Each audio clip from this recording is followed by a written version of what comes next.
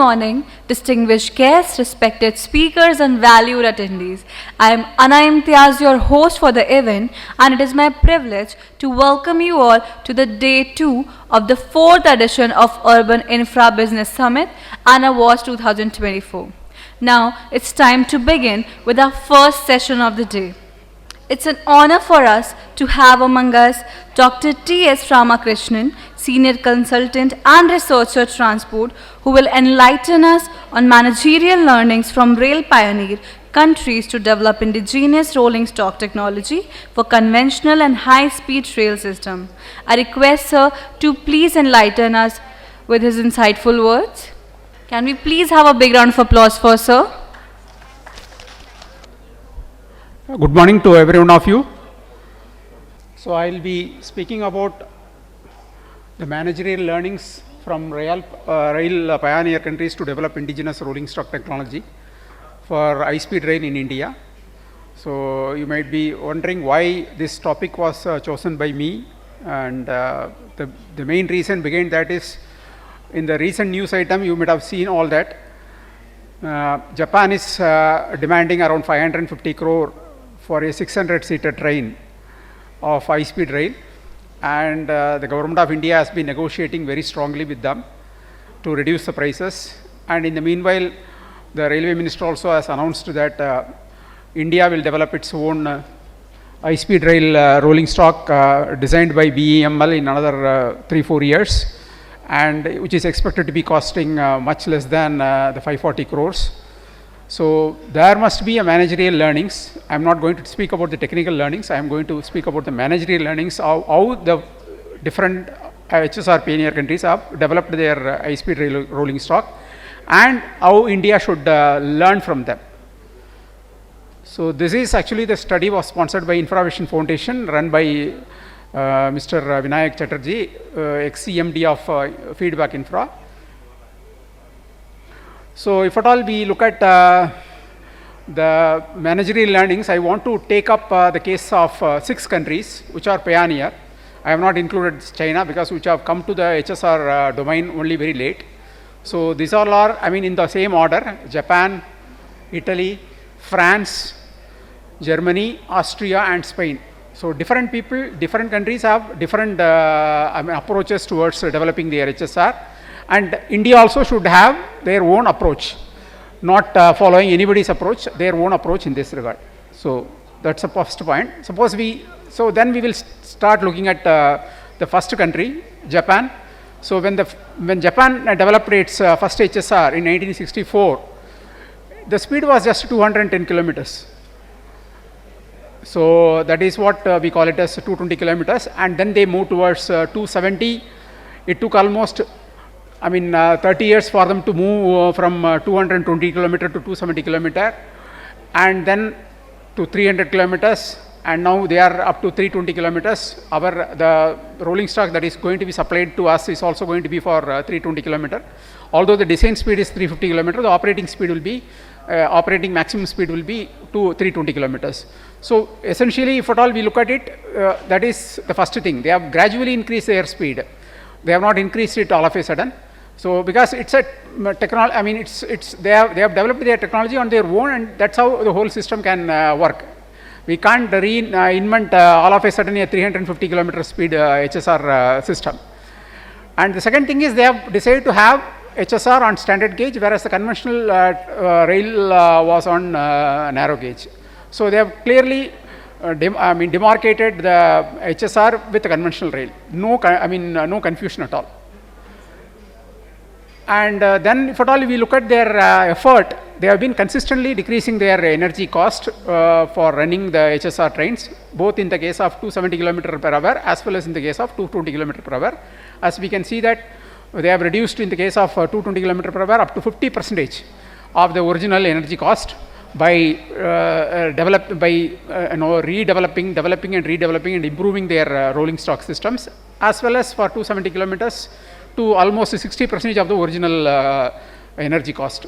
So this is like, so basically there is a passion for them to improve upon the technology on a continuous basis, not on, once they developed it, they have not left it as it is.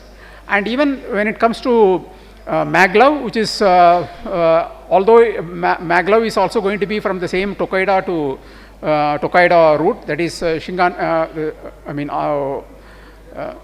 Osaka to Tokyo.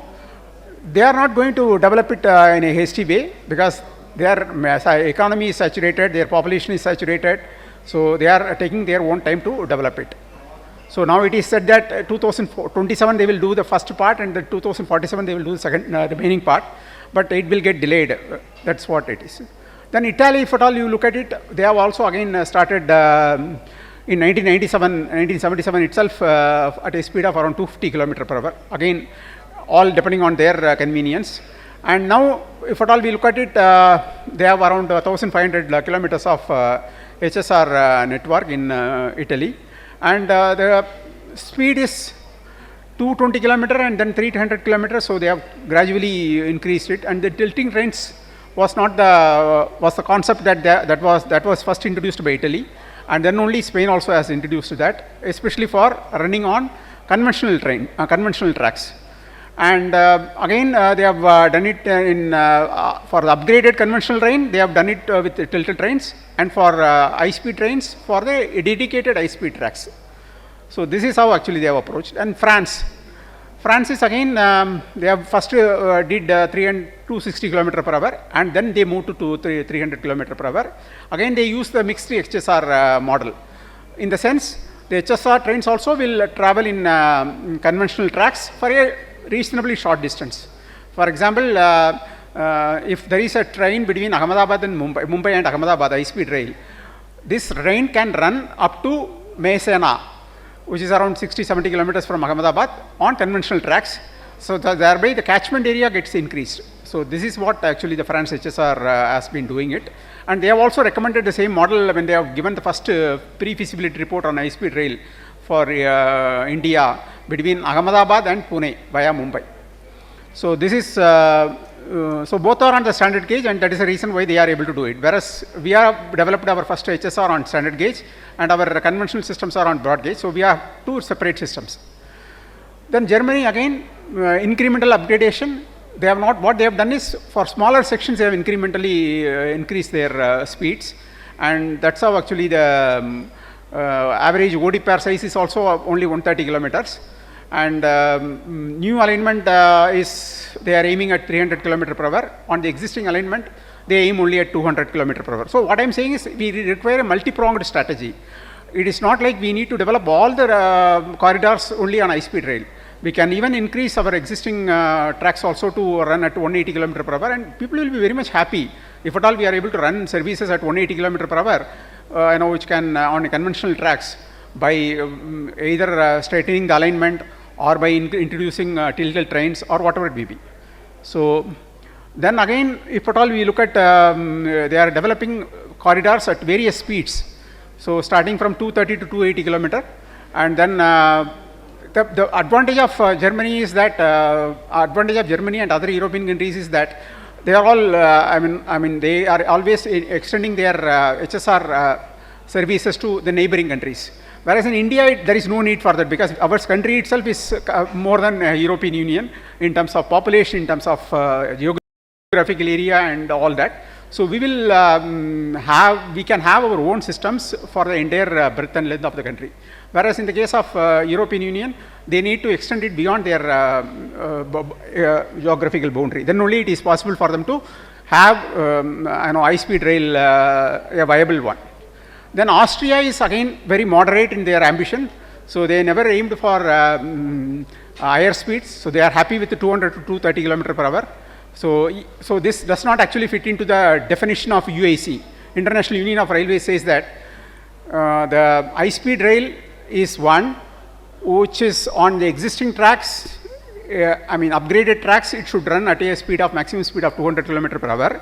On new alignment, it should run on 250 km per hour. So whereas in the case of Austria, they satisfy this requirement in the existing conventional track category, but in the new alignment category they don't satisfy, but they are not bothered about that. So they are happy with the 200 to 230 km per hour, and it's a small country, this itself is more than enough for them. So they also, I mean, have this OBB railjet that is connecting with all other countries. So basically they expand their services to other neighboring countries, and it's fully running on renewable energy. It's not like, say, we also do electrification. We have done electrification on conventional rail almost 95%, and in another 2 years we will be completing it to 100%. But the source of our energy is still from coal, whereas they have their source of energy is from non-fossil fuel. So that's a greatest achievement. And these are the routes for Austria. And then Spain is a wonderful country when it comes to railway development, especially whether it is a conventional rail development or in terms of HSR. Again, they have done everything on their own. They never depend on other countries' model for their development. For example, they have the largest HSR network next to China, despite having a reasonably a small country, around 7 crore population compared to 140 crore population of India. And then they also have 2 gauges, Iberian gauge and then standard gauge. Standard gauge is for high-speed rail. Iberian gauge is like our conventional railway tracks. And Iberian gauge and our broad gauge are very close. And that is the reason why we are able to get the coaches from Talgo and then run it on our tracks. Around 4 or 5 years back, 6 years back, we have done all that experiment. But again, we have not gone ahead with that. So mainly because they have achieved the travel between Chennai, Delhi and Mumbai within 12 hours. So because of that. So they also take rolling stock from various vendors, and they have the ability to, they have developed their what I call it as when the train can move from one gauge to another gauge by means of a third rail. So Iberian gauge, while on the run, the train will move from Iberian gauge to standard gauge and from standard gauge to Iberian gauge. So this is what one thing. And second thing is to run on conventional tracks where there are a lot of curvatures and all. They have developed tilting trains. Of course, there are some concerns raised about the tilting trains because people get nausea, headache and all while traveling in that. But still, they have been very successful in that. So different models for different distances. They don't apply the same model for same distances. So one size does not fit all. That's a point actually. So this is what, and they are operating 3 types of services. One is long distance services operated on dedicated standard gauge high-speed rail, which can go up to 300 km/h.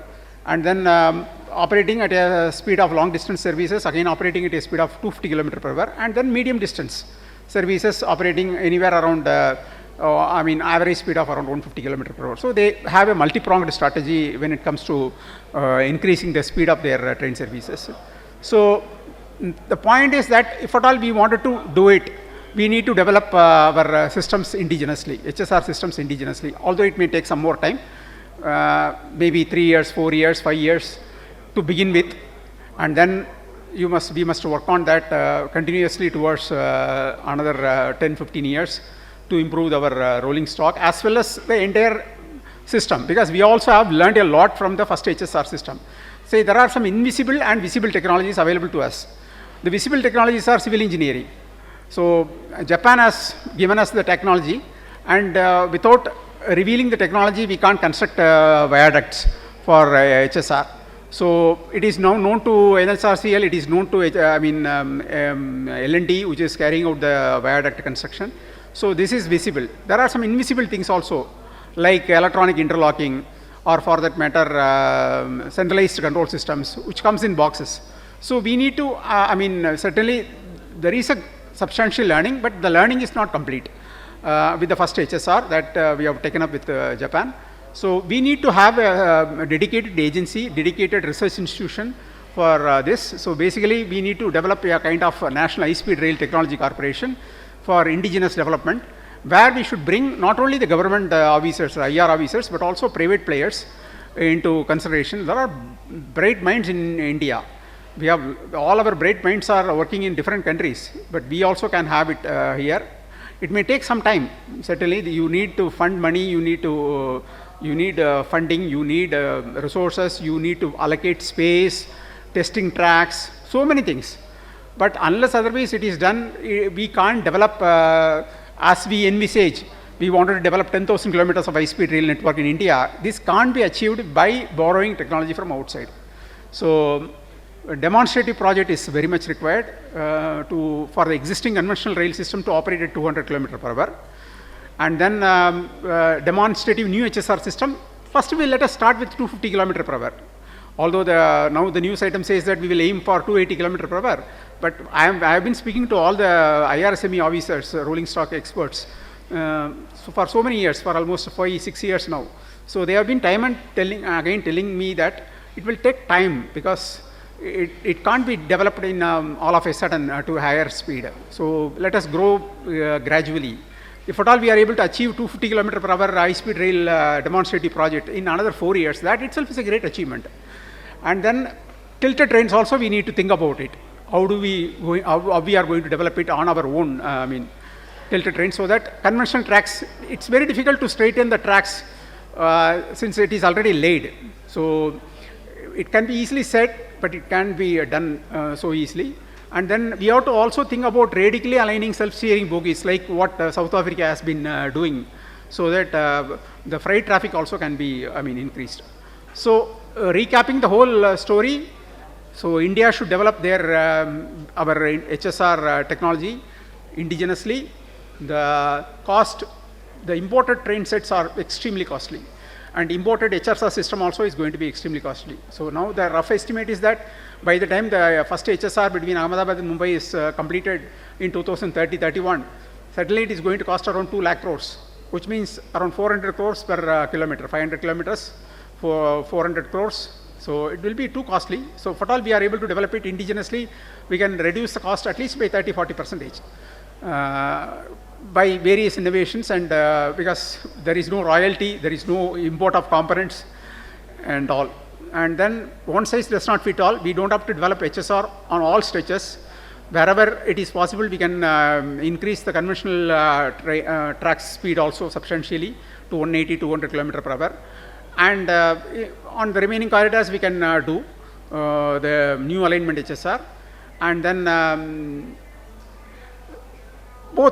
new alignment HSR will be in standard gauge, and then upgraded HSR will be in the broad gauge. Let there be a two system. And transfer technology is an oxymoron, I have been saying. So especially in the case of HSR sector.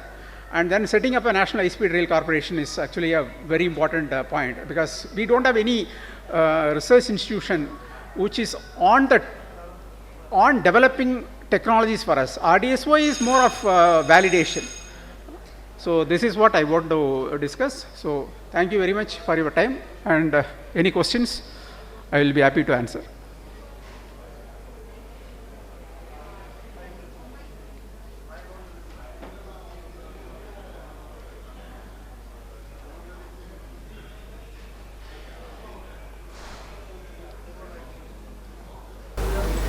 You have done a lot of research. Okay, thank you, sir. Informative. Indian Railways is going for semi-high-speed trains on Delhi, Mumbai and Delhi Howrah section. Today, most of the Mail Express trains run at about 110 kmph, and it is envisaged that we should be able to run all the Mail Express trains at 160 kmph. In your research, have you any idea of how far we have gone, and when is the first section likely to be open? No, as far as 160 km per hour is concerned, my understanding is that from the reports that I have read, from the where the non-suburban, the suburban sections ends in Mumbai, from there to Ahmedabad, it has already been upgraded to 160 km per hour, because this is essentially for this Vande Bharat train, they have done that. And from Ahmedabad to... When do they run the first train? When will they run the first train? They have been saying that they are going to run it. They have been saying it for the last 4 months that we are going to increase the speed of the Vande Bharat train between Ahmedabad and Mumbai by reducing the travel time by around 1 hour because of this 160 km per hour speed upgradation. But still we are waiting for their confirmation. And Mumbai to Delhi? Mumbai to Delhi, I don't think, because Mission Raftar was announced during Mr. Suresh Prabhu's time, to increase the speed of Delhi, Mumbai and Delhi, Kolkata, which are the most congested sections in Indian Railway, to 160 km per hour. And unfortunately, most of the work is not done. So it will take, I don't know when it will get over. I mean, it is better to speak to railway officers to understand how much time they will take. Thank you, sir. Thank you very much. Yeah.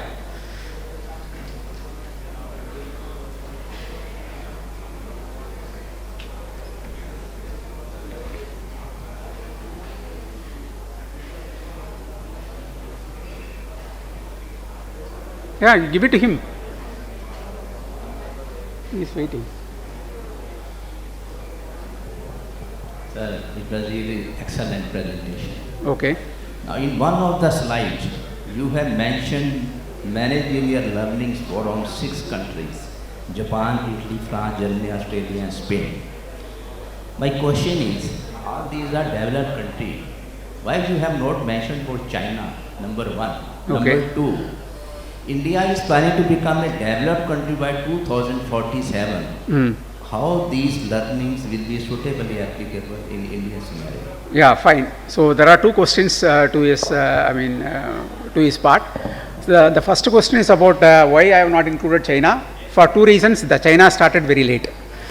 I have taken only the pioneer countries. China started their HSR journey only in 2005, and within a short span of time, they have developed more than 20,000 kilometers of HSR, and the information available from China is very, very meager. So it is never known. Even in terms of Hyperloop, they are saying that China has moved very much forward, and nobody knows how much they have moved forward. I could get information from any technology, whether it is Hyperloop or high-speed rail or maglev, from other European nations and all, because it's all available in the literature, railway literature, in research papers and all, whereas it is very difficult to get any information on China.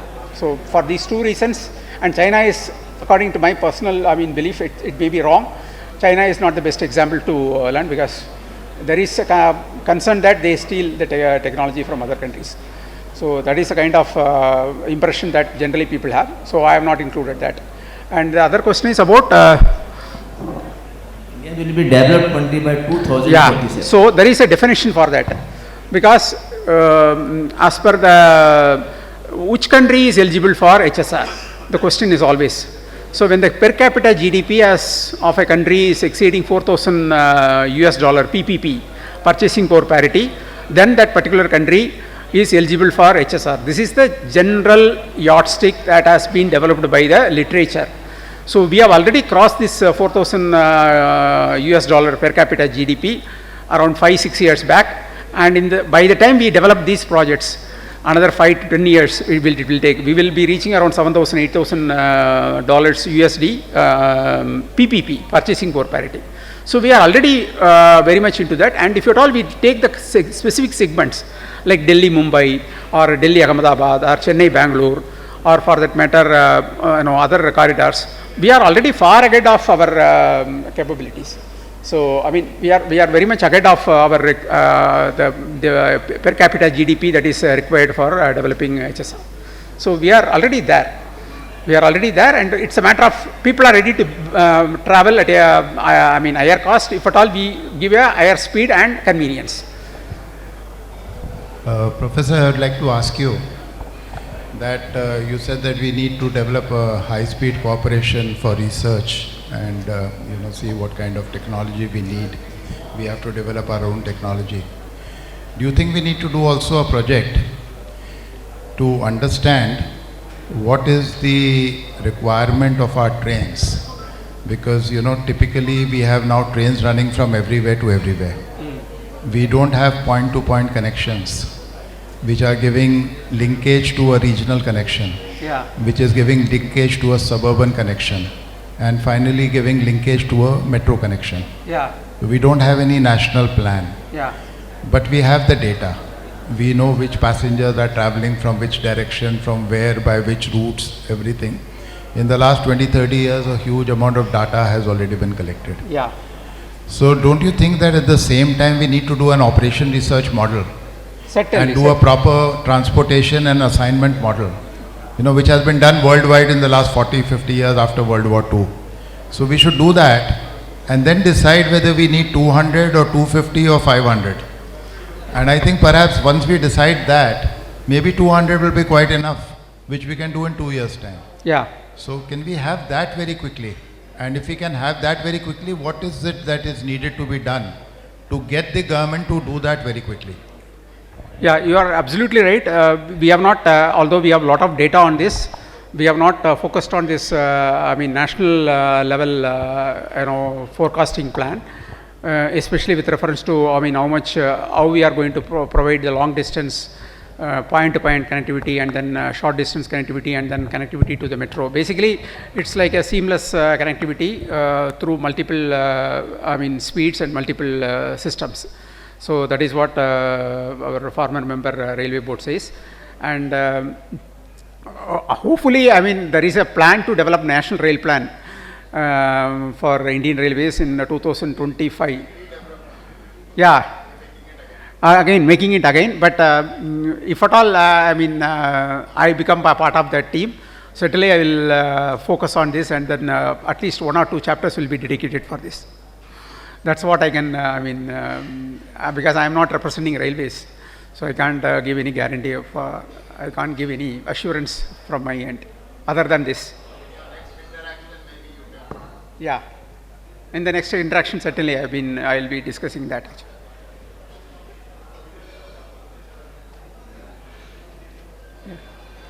Yeah, any other questions? Okay, thank you very much. Thank you very much for your time.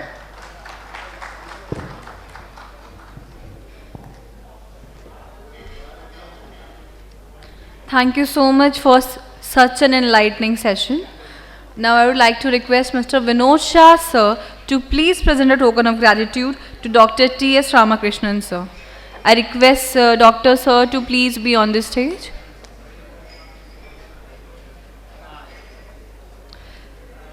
I request Vinod sir to please give a token of appreciation to Dr. T.S. Ramakrishnan sir. Can we please have a big round of applause, everyone?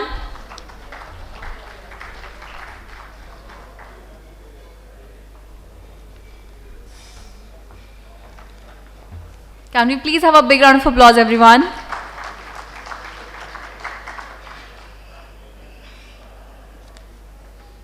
Thank you, sir. Thank you, sir.